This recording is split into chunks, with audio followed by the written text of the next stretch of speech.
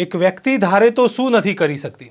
જી હા, આ વાત એટલા માટે કરી રહ્યો છું કારણ કે આજે હું આપની સાથે એવી સ્ટોરીની વાત કરવા જઈ રહ્યો છું જેમાં અનેક લોકો ભેગા થતા હતા, અનેક રજૂઆતોની વાતો કરતા હતા, પરંતુ આજે એક મહિલાએ જે કરી બતાવ્યું છે એ ખરેખર દરેક લોકો તેની વાત કરી રહ્યા છે। જી હા, વાત છે ટેટ પાસ ઉમેદવારોની જે ગાંધીનગર પહોંચીને રજૂઆત માટે આવતા હતા, પરંતુ દર વખતે તેમની સાથે જે રીતે અટકાયત થતી હતી તે અમે આપને બતાવતા હતા।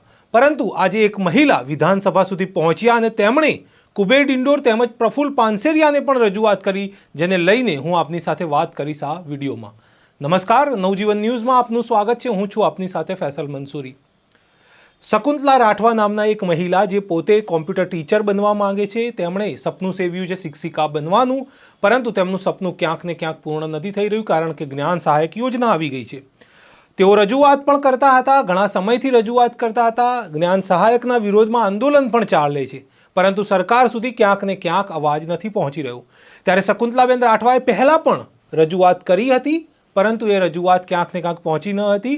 જે શિક્ષણ મંત્રી છે તેમના જે પીએ કહેવાય તેમને રજૂઆત કરી હતી, પરંતુ આજે શકુંતલાબેન રાઠવા પોતે વિધાનસભા પહોંચી ગયા હતા અને જે રીતે સિસ્ટમેટિકલી રજૂઆત કરવાની હોય તે રીતે તેમણે રજૂઆત કરી, આવેદનપત્ર પણ આપ્યું। તેમણે શિક્ષણ મંત્રી કુબેર ડિંડોર સાથે પણ મુલાકાત કરી, ત્યારે તેમને જવાબ આપવામાં આવ્યો।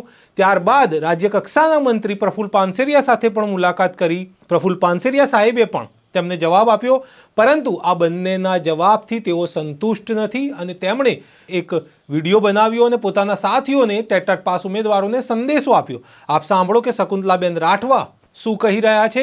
તેમના આજે ટેટ પાસ ઉમેદવારો છે જેઓ ઘણા સમયથી આંદોલનની વાતો કરે છે, પરંતુ એ આંદોલનની વાતો વચ્ચે ક્યાંક ને ક્યાંક રજૂઆત નથી પહોંચાડી શકતા, ત્યારે આ શકુંતલાબેન રાઠવાએ એ કરી બતાવ્યું છે જે આ ટેટ પાસ ઉમેદવારો ઘણા સમયથી નથી કરી શક્યા।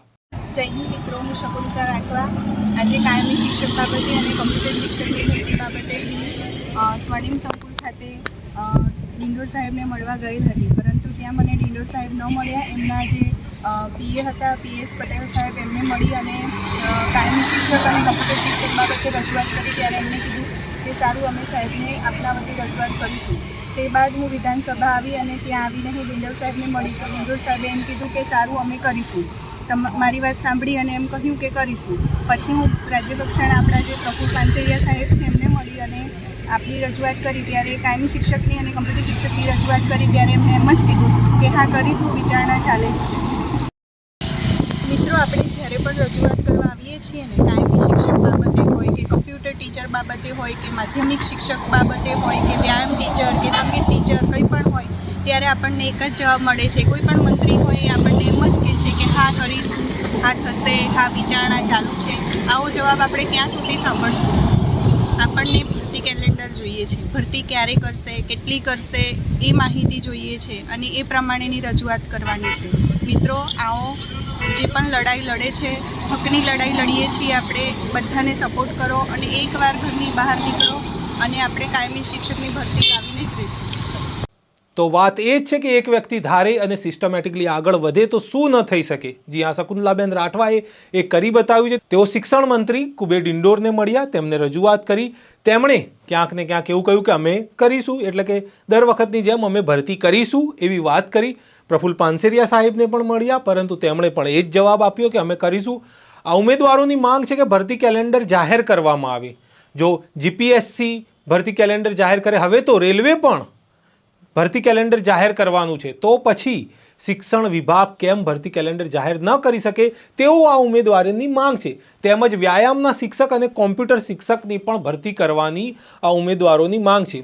હવે જોવાનું એ રહે છે કે ટેટ પાસ ઉમેદવારો આગળ કયા પ્રકારની રણનીતિ અપનાવીને આંદોલન કરે છે, કારણ કે તેમને કાયમી શિક્ષક બનવું છે અને તેઓ વિદ્યા સહાયક બનવા માંગે છે, પરંતુ સરકાર જ્ઞાન સહાયક યોજના જે 11 મહિનાના કરાર આધારિત છે તે લઈને આવી ગઈ છે, જેને લઈને આ ઉમેદવારો આંદોલન કરી રહ્યા છે। હવે એ તો સમય જ બતાવશે કે ઉમેદવારો ભેગા થાય છે કે પછી શકુંતલાબેન રાઠવાની જેમ આવી રીતે આવેદનપત્ર આપીને કંઈક કરી બતાવે છે અને બંધારણીય રસ્તે જ તેઓ આ રીતે અલગ અલગ જઈને પણ તેઓ આ રીતે આવેદન આપી શકે છે, તેવું આ શકુંતલાબેન રાઠવાએ કરી બતાવ્યું છે। તો હાલ સમાચારમાં બસ આટલું જ। આવા પ્રકારના જ અહેવાલો જોવા માટે નવજીવન ન્યૂઝ સાથે જોડાયેલા રહો। ફરી મળીશું એક નવા વિષયની સાથે। ત્યાં સુધી નમસ્કાર.